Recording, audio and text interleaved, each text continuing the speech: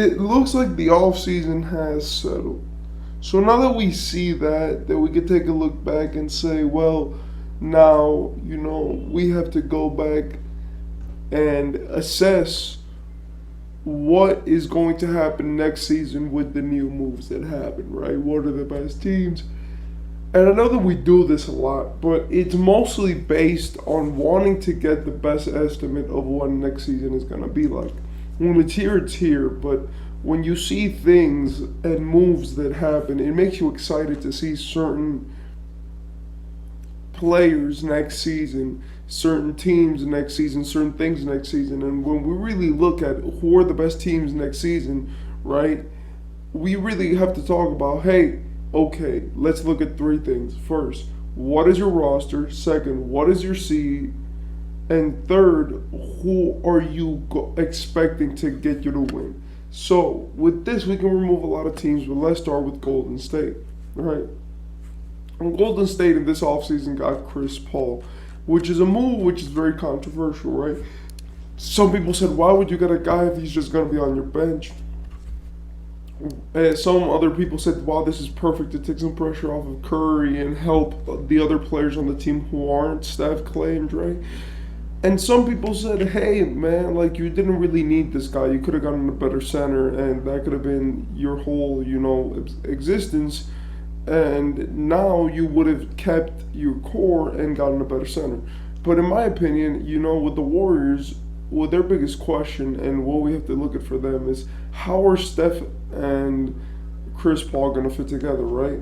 Like, we always look at these teams and we always say, like, hey, right, even if they're not good, even if they're good, even if whatever, right, there's something that makes sense. But with the Warriors, it's like your two best players now are point guards, or the two players who you expect to be top players are point guards, right? Like, you traded Jordan Poole, your bench point guard who averaged like almost 20 points per game and had an extremely good free throw percentage and was getting better each season, for an old wash Chris Paul. So if everything goes exactly how they want it to go, then the Warriors are going to be very good because they're going to be in a position to get better next season and have their young guys develop extremely. But if it doesn't go how they want it to go, then this might put them in a hole so big that they might never win another championship again. And that would end the dynasty due to this trade or due to the situation that they put themselves in due to this trade, right? Another team that we have to look at is the Lakers. Now, the Lakers look a bit too good to be true, right? Like, I mean, and by the way, I'm not talking about the champions or the teams who made it to the finals. Like, why would I talk about Miami? We all know what's happening with them. But I'm talking about the teams which is like, where are they now from last season, right? So it's like teams which are like middle of the pack / playoff teams that we can see and have some expectancy for. Because it's like we look at the Lakers, right, and we look at the roster and they seem seemingly perfect, right? They have three big men. They have a lot of power forwards. They have defense. They have offense. They have everything you might want. And the only problem with me was that they traded Dennis Schroeder, and Dennis Schroeder was a defensive point guard, which now that they don't have. But in my opinion, you can make that up by just running a bigger lineup. What I really want to talk about is, Jesus Christ, the Lakers are good, right? Like, I don't know why, and I don't want to get too excited for it, but the Lakers seem like the seemingly perfect team, because when you look at the Lakers, right, you see, okay, so they're young enough to be good, they're old enough to be experienced, right? They have a great front office, they have great depth, they can score, they can defend, they can switch it up, they can run small, big, and they can do whatever they want because most of their guys can score and play make. So when you look at that, you're saying, like, so what is the flaw to the Lakers? Their biggest flaw is really just, experience together. But we've seen that LeBron doesn't really need to have players for a lot of seasons to be able to play with them, right? Like with Dwayne Wade, they went to the finals the first year, right? With Kyrie, they went to the finals the first year, and with AD, they didn't go to the finals, but with AD, they went to the playoffs the first year, and even though they didn't win, that was mostly due to certain things that didn't have to do with their pairing as a duo for each guy. So in my opinion, now that we see LeBron with this new team, right, will this be the time for him to win his last championship? We don't know. So another team that I wanted to look at was the Sixers, right? And it's like Joel Embiid is coming back for next season, and we know that.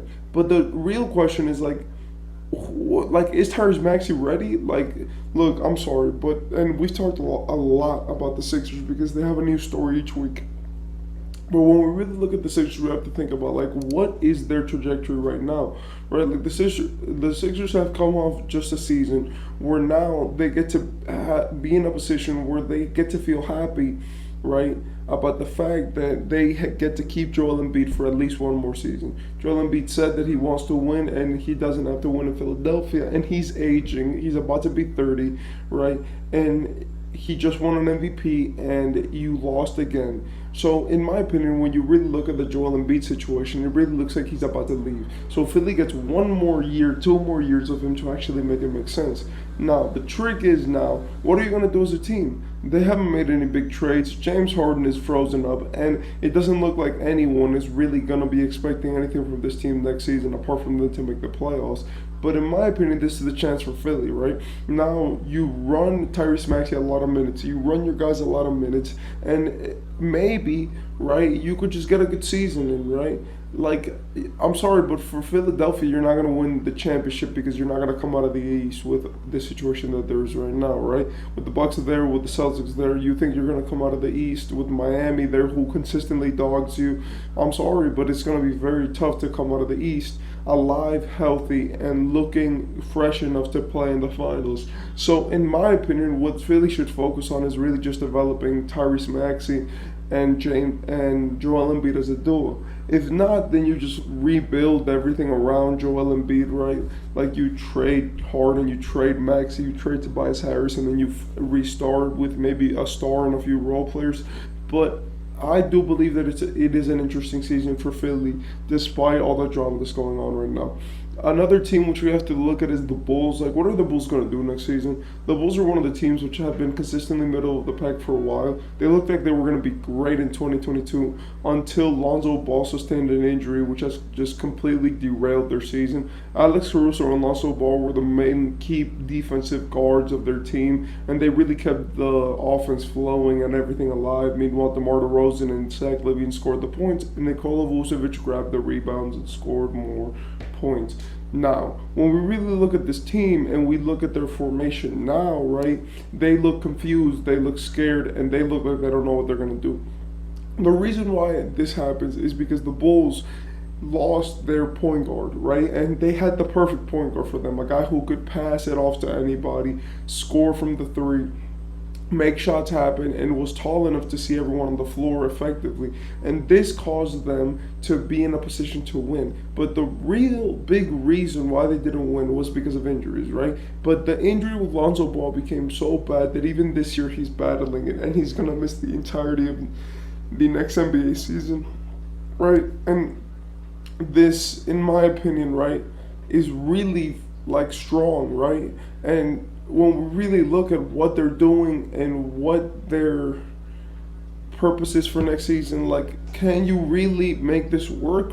Finally, I do believe that it's going to be an interesting season because next season is, in my opinion, what makes DeMar and LaVine mad, right? Like, if next season they don't do anything again, I do believe that DeMar and LaVine will leave. DeMar looks like he enjoys being in Chicago, so I doubt that he will leave. But LaVine actually looks like he wants to do something with his career, right? Because DeMar has done enough in his career to the point where he's already, the fact that he's found a city where he's happy and he can actually, claim home to, I think it's very good for him.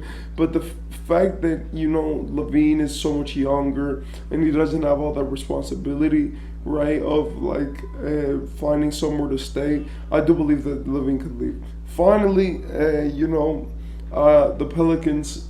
The Pelicans are great, but you have 1 more year, man, with this team. If in 1 or 2 more years you don't see results, restart. Like, Zion is a generational player, but maybe your organization is just not for him, right? Because I'm sorry, but not every player is meant for every organization, right? And we've seen that repeatedly with a team like the Hornets, right? Like, Kemba went there and he was meant for the team, and then they traded him, got rid of him, and then Kemba hasn't been the same since, right? Kemba was meant for the Hornets, right? And that's something that's real. Like, Kemba Charlotte was his place, right? And we've seen that with other superstars where it's like one team is their home, is their place, and they need that team just as much as that team needs them. But that's been it, and in my opinion, I just want to get to next season. I like talking about these things, and tell me what you think about and maybe some teams I missed.